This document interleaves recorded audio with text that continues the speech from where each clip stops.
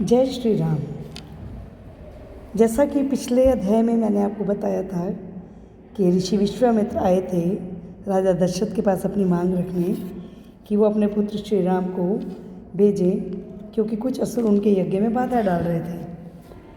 तो राजा दशरथ डर रहे थे कि मैं अपने इतने सुकोमल पुत्र को कैसे राक्षसों का अंत करने के लिए भेजूं, क्योंकि उनको लग रहा था कि उनके बच्चे, माँ बाप के लिए बच्चे छोटे ही रहते हैं।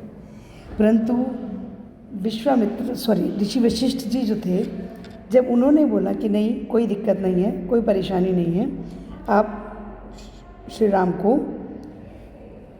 विश्वामित्र ऋषि जी के साथ भेज सकते हैं। तो अपनी बात को जारी रखते हुए ऋषि वशिष्ठ बोले, जहाँ तक आध्यात्मिक शक्तियों और रणनीति संबंधी निपुणता का सवाल है, उसमें तो राम का मुकाबला करने वाला अभी तक इस धरती पर कोई पैदा ही नहीं हुआ है। इसलिए यह कार्य श्री राम के हाथों होने से ही सारी सृष्टि का उद्धार होगा। तो अब निश्चिंत होकर इनको जाने दो। दशरथ ने ऋषि वशिष्ठ की बातों पर विश्वास करके राम व लक्ष्मण को विश्वामित्र के साथ जाने की अनुमति दे दी। दोनों राजकुमार खुशी खुशी ऋषि विश्वामित्र के साथ चल पड़े। गंगा नदी पार करने के बाद विश्वामित्र राम व लक्ष्मण को लेकर डांडका के घने जंगलों में से निकले। वहाँ जंगली जानवरों की आवाज़ें आ रही थी, जो कि बहुत डरावनी लग रही थी। उस भयानक जंगल में तपस्वी लोग तप करते थे। साथ ही वहाँ जंगली जानवरों तथा लोगों का डेरा भी था। इसके बावजूद भी वहाँ का वातावरण शांत था। क्योंकि वहाँ तपस्या चलती रहती थी।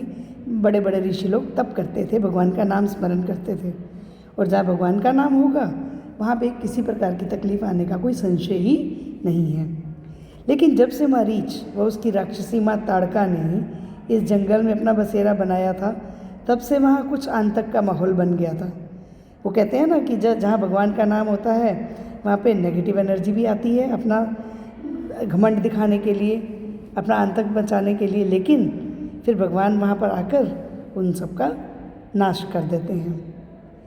अब इतना आतंक का माहौल था कि चारों तरफ हाहाकार मचा हुआ था। ऋषि विश्वामित्र ने राम व लक्ष्मण को चेतावनी देते हुए कहा, ताड़का व मारीच इसी जंगल में घूम रहे हैं। लोग उनसे इतना डरे हुए हैं कि भय से वो इस जंगल में निकलते ही नहीं हैं। ताड़का में तो 100 हाथियों का बल है और उसके असहनीय कर्मों से लोगों का जीवन संकट में है। अब केवल आप ही हमें इस राक्षसी ताड़का व उसके पुत्र मारीच से मुक्ति दिला सकते हैं। राम ने सारा वृतांत सुना। कुछ देर सोचने के बाद अपनी कमान को कसकर उस पर तीर साधा। राम द्वारा धनुष पर तीर चढ़ाने की गूंज आसपास सब जगह सुनाई दी। उस भयानक गूंज को सुनकर ताड़का उस ओर बढ़ी। वह राम को खड़ा पाकर उसने उन पर आक्रमण कर दिया, लेकिन भगवान राम का एक ही तीर ताड़का की छाती को भेदता हुआ तेजी से निकल गया। फलस्वरूप ताड़का वहीं जमीन पर गिरकर मृत्यु को प्राप्त हो गई। यह देख स्वर्ग में देवता भी खुशी खुशी झूम उठे और उन्होंने श्री राम पर फूलों की वर्षा करके उनको आशीर्वाद दिया। ऋषि विश्वामित्र राम की बहादुरी से बहुत प्रसन्न हुए और उन्होंने उन्हें हृदय से लगाकर बहुत सारा आशीर्वाद दिया। ताड़का का वध करने के बाद श्री राम ने ऋषि विश्वामित्र के यज्ञ में विघ्न डालने वाले मारीच व सुबाहु को भी मार डाला। फिर उसके बाद मिथिला नरेश जनक के आमंत्रण पर ऋषि विश्वामित्र राम व लक्ष्मण को लेकर मिथिला नगरी की ओर चल पड़े। मिथिला में राजा जनक ने अपनी पुत्री सीता का विवाह के लिए एक स्वयंवर का आयोजन किया था, जहाँ सीता के लिए उचित वर का चुनाव होना था। जब वे मिथिला की ओर जा रहे थे तो उन्होंने एक बड़े लेकिन खंडर हुए आश्रम को देखा।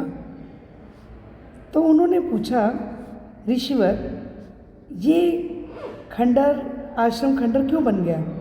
उनके पूछने पर ऋषि विश्वामित्र ने उन्हें बताया कि यह आश्रम कभी ऋषि गौतम व अहिल्या की कुटिया थी। एक दिन जब ऋषि गौतम आश्रम से बाहर गए हुए थे तो इंद्र देवता ऋषि गौतम के भेष धारण करके उनकी कुटिया में दाखिल हो गए और उन्होंने वहाँ अहिल्या के साथ गलत व्यवहार किया। उसके बाद इंद्र देवता पकड़े जाने के डर से जल्दी से कुटिया छोड़कर भाग गए। जैसे ही वो कुटिया के बाहर निकले उनका सामना ऋषि गौतम से हुआ।